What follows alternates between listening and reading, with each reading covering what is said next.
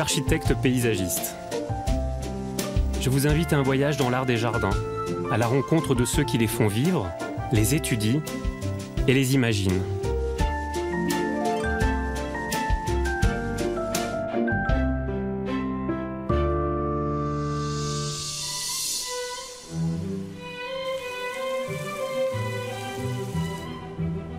À Tivoli, près de Rome, la Villa d'Este est l'un des témoignages les plus significatifs des jardins de la Renaissance italienne. Un chef-d'œuvre qui a servi et qui sert encore de modèle pour la conception de nombreux jardins à travers toute l'Europe. Après un échec lors du conclave de 1550, pour être élu pape, l'ambitieux cardinal Hippolyte d'Este devient gouverneur à vie de Tivoli. C'est avec son jardin qu'il va démontrer sa toute-puissance, sa richesse et son extrême érudition.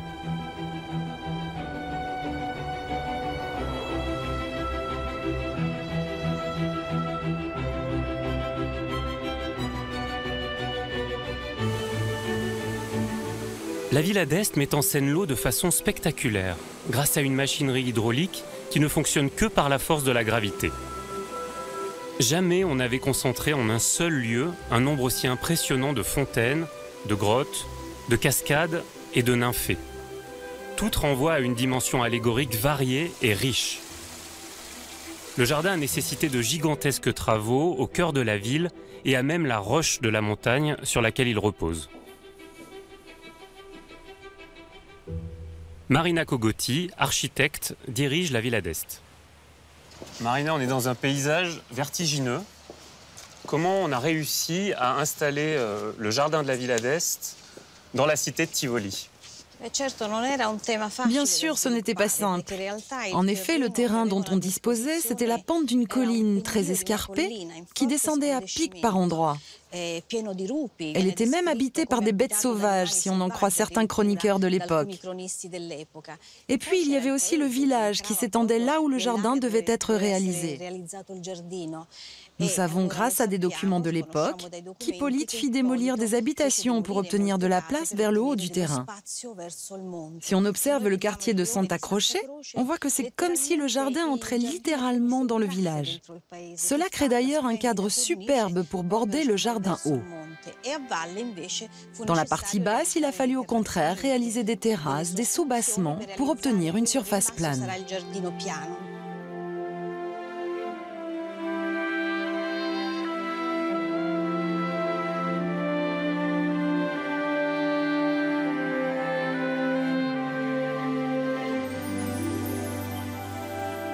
Les travaux de la Villa d'Este ont duré 20 ans. L'architecte Piero Ligorio, mandaté par le cardinal, ira même jusqu'à détourner une rivière, détruire des pans de ville et sculpter la montagne pour orienter idéalement le jardin et le palais. L'axe nord-sud relie l'entrée principale du jardin vers le palais. Deux axes majeurs sont orientés est-ouest. Le premier conduit l'eau de la fontaine de Tivoli à la fontaine de Rome. Le second achemine l'eau de la fontaine de Neptune à une série de bassins viviers. Des allées secondaires, des rampes en diagonale et des escaliers diversifient les combinaisons de la promenade. Pour structurer et rythmer l'espace et les dénivelés du jardin, des arbres au feuillage persistant ont été plantés. Ils mettent en valeur toute l'année les qualités spatiales du jardin.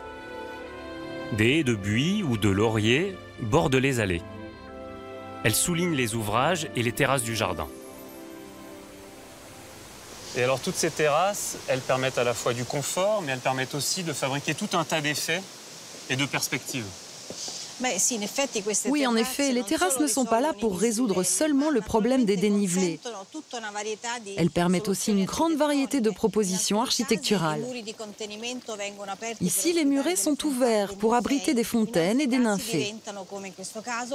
Là, au contraire, ils créent ce long parcours qui s'achève par une terrasse qui donne sur le niveau inférieur. Par exemple, Marina, la fontaine de Lové, grâce aux terrasses, on la découvre en un claquement de doigts. Bien sûr, c'est vraiment une belle surprise qui nous attend à la fin du parcours, qui s'ouvre sur la fontaine principale. On y retrouve tout ce qui symbolise Tivoli. La cascade, les monts Tiburtins à l'arrière, les statues, la Sibylle de Tivoli. C'est tout un univers qui est reconstruit ici dans cette merveilleuse représentation, presque un amphithéâtre. Ça fait penser à une véritable scène de théâtre.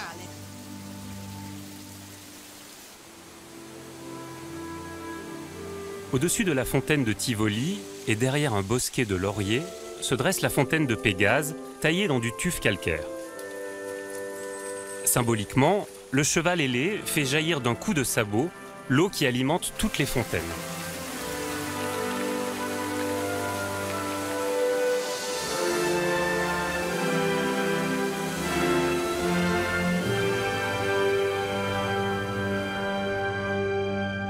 Pendant les travaux, le cardinal Hippolyte d'Este gouverne la ville de Tivoli.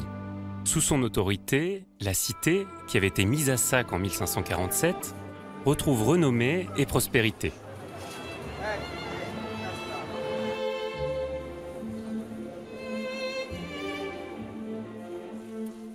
Carmelo Chipinti est historien d'art.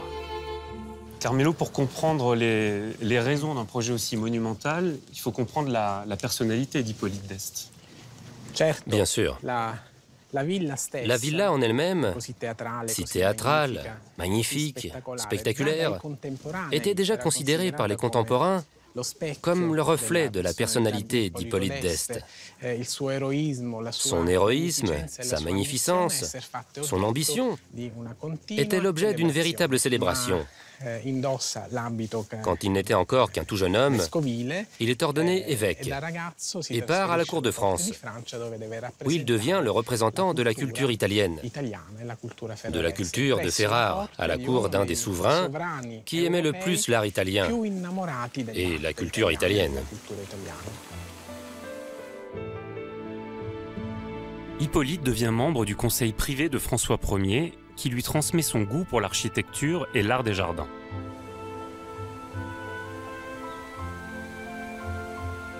Descendant d'une des dynasties les plus illustres d'Italie, et grâce à ses fonctions ecclésiastiques, il a déjà accumulé une fortune qui lui permet de concevoir la propriété de ses rêves. Pourquoi, après la cour de France, Hippolyte d'Este choisit Tivoli? Ce n'est alors qu'un bourg médiéval qui n'a pas beaucoup de charme. Mais Tivoli se trouvait près des vestiges de l'extraordinaire villa d'Adrien, dont on ne savait encore que peu de choses. Le cardinal Hippolyte profite donc de ce précieux don, auquel il aspirait avec force, pour lancer un projet de fouille et de récupération de statues antiques. Il pensait que ces statues pourraient donner un aspect magnifique à son projet de villa moderne. Il commença les fouilles et les travaux dès 1550.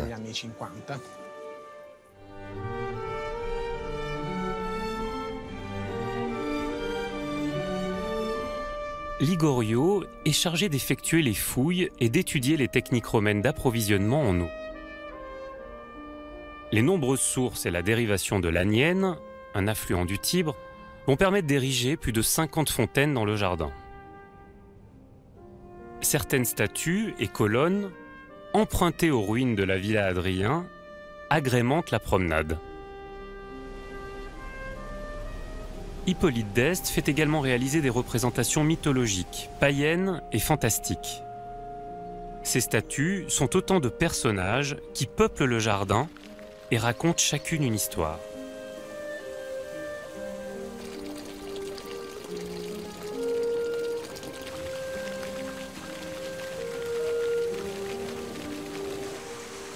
Dora Catalano est historienne de l'art, spécialisée dans les symboles et les allégories du jardin. Dora, ça c'est un vrai décor de cinéma, cette fontaine. Oui, ça c'est peut-être la plus scénographique de toutes les fontaines. Aujourd'hui, nous la voyons un peu abîmée.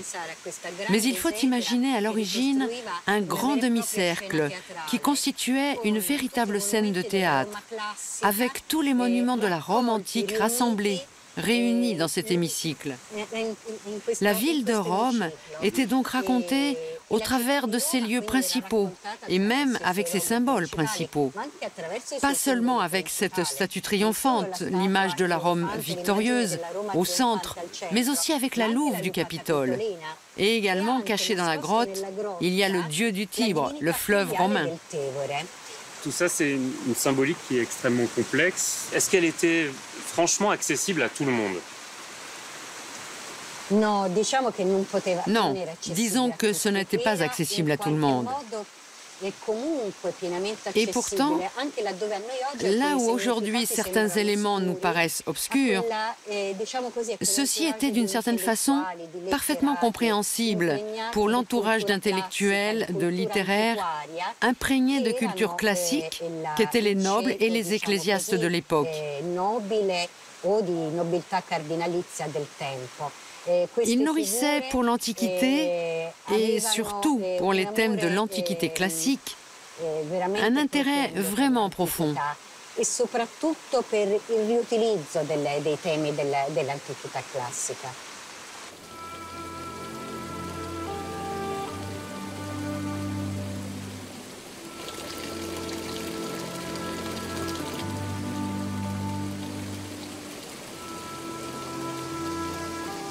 Alors Marina, on est dans un endroit tout à fait particulier où il y a 3 fontaines qui dialoguent. La fontaine de Rome, les 100 fontaines et la fontaine de Tivoli, et qui fabriquent un rapport tout à fait particulier dans le jardin.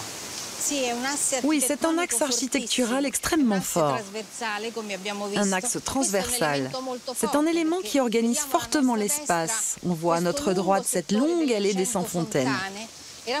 Elle représente l'eau qui vient de la fontaine de Tivoli, l'eau de l'Aniene, mais aussi celle des aqueducs de Rome.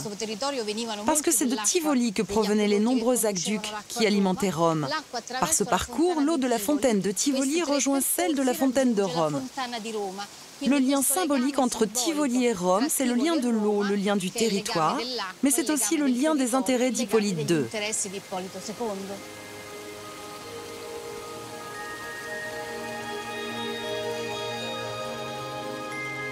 Dans la pente la plus escarpée de la villa d'Este, le cardinal conçoit une véritable colonne vertébrale qui structure le jardin. Convaincu d'être le descendant d'Hercule, Hippolyte d'Este donne le nom du demi-dieu à cette allée. Pourquoi l'axe d'Hercule? Parce que c'est justement à Hercule que le jardin est dédié. Hercule, le héros mythologique qui avait volé les pommes d'or du jardin des Hespérides. Hercule, c'est aussi le héros qui conquiert l'immortalité grâce à son parcours ascendant. Et nous sommes justement en train de parcourir un itinéraire qui nous conduit vers le haut de la pente, un parcours ascendant qui illustre les travaux exténuants, les efforts du héros pour surmonter les épreuves. Et le parcours trouve son aboutissement à l'intérieur de la villa, avec le héros mythologique admis au banquet des dieux.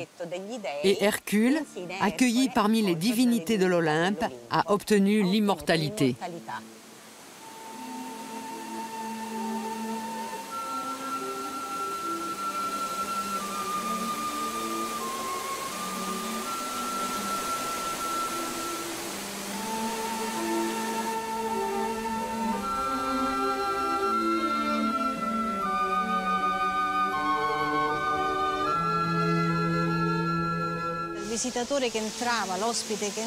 Le visiteur, l'hôte qui entrait dans le jardin, était sans cesse interpellé dans sa pénible montée qui conduisait à la résidence du cardinal.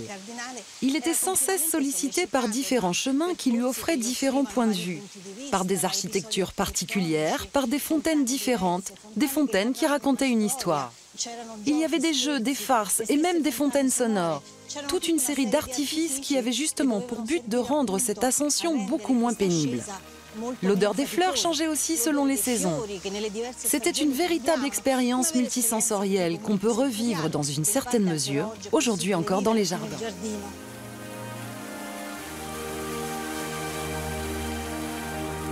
Mais alors, est-ce que c'est ça, un jardin des merveilles? Le jardin des merveilles, c'est exactement cela. Au XVIe siècle, on imagine le jardin comme un lieu qui doit sans cesse surprendre celui qui le parcourt. C'est un monde artificiel où chaque chose suscite des sensations différentes. Un monde où la nature et l'artifice dialoguent sans cesse, où ils sont unis et en même temps où l'on cultive une sorte d'ambiguïté. Un monde où nous sommes surpris par le bruit de l'eau, la forme des fontaines. Un monde qui nous amène à une sorte de dimension fantastique. Un jardin des merveilles.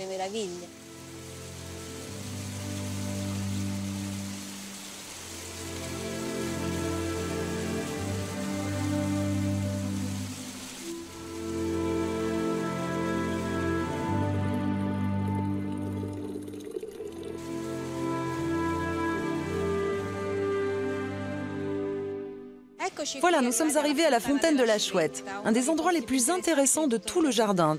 Tu vois, ça c'est la fontaine. Va voir un peu comme elle est belle. Allez l'ami. Ce n'est qu'une petite farce. Tu n'es même pas mouillé. Tu as pu expérimenter les farces.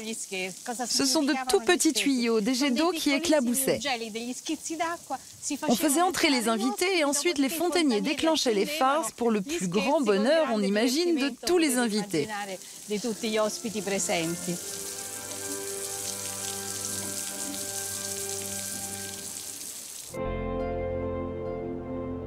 À la mort d'Hippolyte, la Villa d'Este continue d'accueillir des cardinaux, des nobles et des ambassadeurs européens.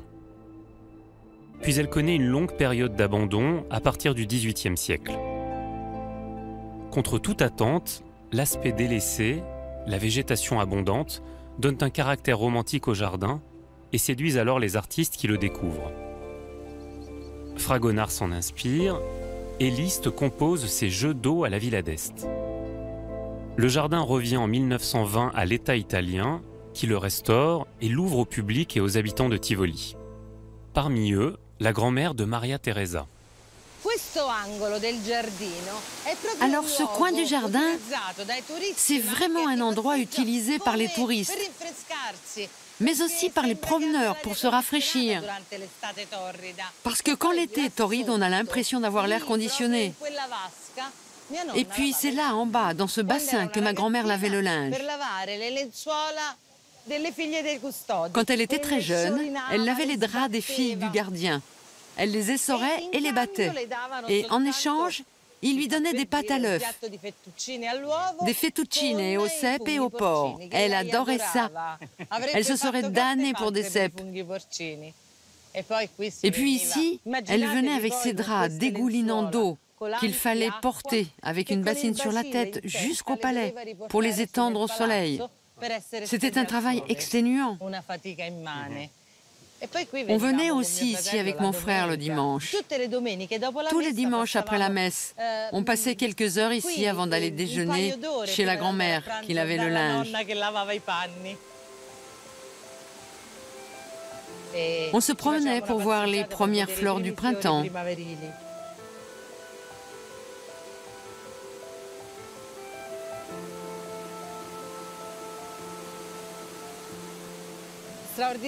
Les haies aussi sont extraordinaires. Les buissons de plantes aromatiques, elles ont un parfum incroyable. Et on peut aussi les utiliser pour cuisiner chez nous. Et puis ici, nous avons le myrte. Tu connais le myrte? Ah, ça c'est une plante aromatique vraiment bonne. Pour cuisiner, tu cuisines? Ouais. Alors il faut que tu goûtes ça. Tu dois essayer avec l'agneau et avec le cochon de lait. L'agneau pascal avec le myrte. C'est un plat typique de la cuisine sarde, mais ici aussi on le fait. Maria Teresa, c'était un jardin public ou un jardin privé? C'était un jardin privé, mais il faisait partie de la ville. Tous les habitants de Tivoli en étaient extraordinairement fiers. Et surtout, si quelqu'un de l'extérieur venait en visite, la première chose qu'on faisait, à part le déjeuner, c'était de l'amener ici, de lui montrer cette merveille de la ville. C'était un motif d'orgueil incroyable. Ça arrivait aussi la nuit, quand mon père et ma mère recevaient des amis de Rome. L'été, la nuit, quand il y avait encore de la lumière, ils les emmenaient voir la Villa d'Este. C'était une merveille pour éblouir les personnes qui venaient déjeuner ou dîner chez nous.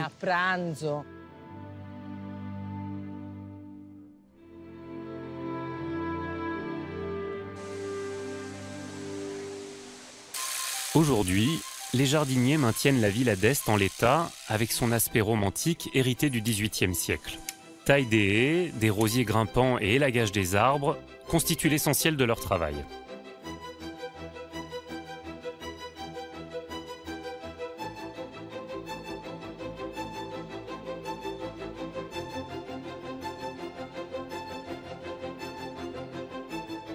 Au détour d'un chemin, je découvre des troncs de chêne vert piqués de trous. Un problème qui menace une des essences les plus importantes du jardin. Hé, Antonio, vous êtes prêt? Domenico Amicucci coordonne les travaux d'entretien du jardin. Stefano, tout est OK, c'est sûr? C'est OK, ouais, c'est bon. Et pour la sécurité? Ouais, c'est bon aussi, ouais. OK. Alors, Domenico, qu'est-ce que vous êtes en train de faire là sur ce grand chêne vert? Cet arbre-là est très vieux. C'est un chêne vert. L'arbre a été attaqué par des insectes xylophages, c'est-à-dire des insectes qui mangent le bois. Le xylophage, donc c'est un insecte qui rentre dans l'arbre, ouais. qui le mange à cœur en fait et qui finit par le tuer. C'est ça. Okay. Il mange peu à peu des zones de l'arbre. Et puis à la fin, la plante meurt. Et donc là, vos gars, ils vont grimper en haut de l'arbre. Maintenant, ils vont tailler les parties malades. Ouais. Concrètement, ils essaient d'enlever ces insectes qui ont abîmé la plante.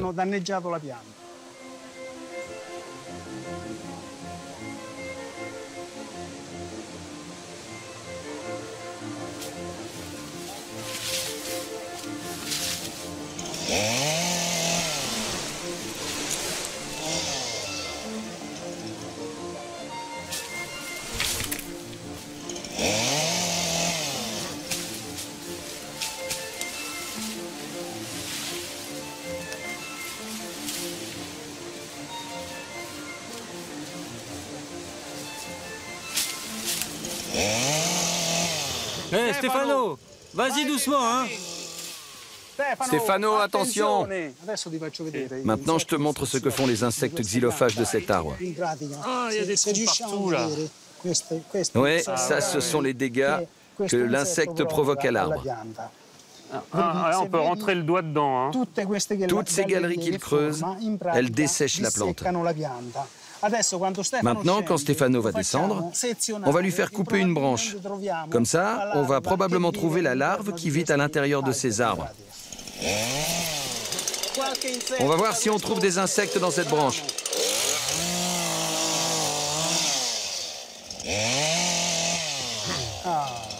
Maintenant, on peut voir. Ah, là voilà, là voilà. Et c'est ça le parasite, hein? Oui. Ouais. Ah, qu'il est beau. C'est ça, tu vois? Ah ouais, c'est magnifique. Ouais. C'est un monstre, hein? Mais c'est pas elle qui mange l'arbre, c'est la larve qui mange l'arbre. C'est ça. Vous luttez contre elle, mais la Commission européenne, elle la protège. Oui, effectivement, elle est protégée par l'Europe. Donc vous êtes tiraillés entre vous débarrasser de cette bête-là et en même temps... En fait, on ne peut pas lutter contre eux. On ne peut qu'enlever les branches malades de l'arbre. On n'est pas autorisé à utiliser d'autres méthodes pour éliminer l'insecte.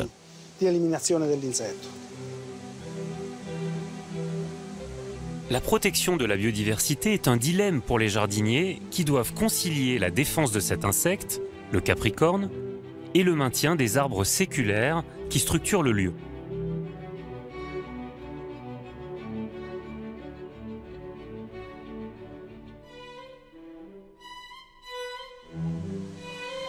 La Villa d'Este est un jardin vieux de plusieurs siècles, confronté aux enjeux du XXIe siècle.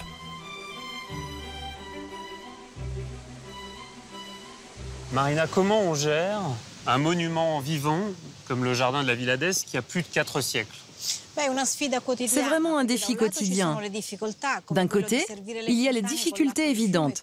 Par exemple, les fontaines sont alimentées avec de l'eau qui provient du fleuve et il faut donc la purifier. Mais c'est aussi un défi quotidien lorsqu'on a affaire à de la matière vivante, cette végétation qui change sans cesse sous nos yeux. On doit donc utiliser les mêmes normes que pour la restauration, mais nous devons continuellement nous adapter à cet aspect changeant. Mais c'est aussi une immense satisfaction. En 2001, la villa a été inscrite au patrimoine mondial de l'UNESCO. Depuis sa construction, elle a toujours joui d'une grande réputation. Je le considère donc comme un grand honneur.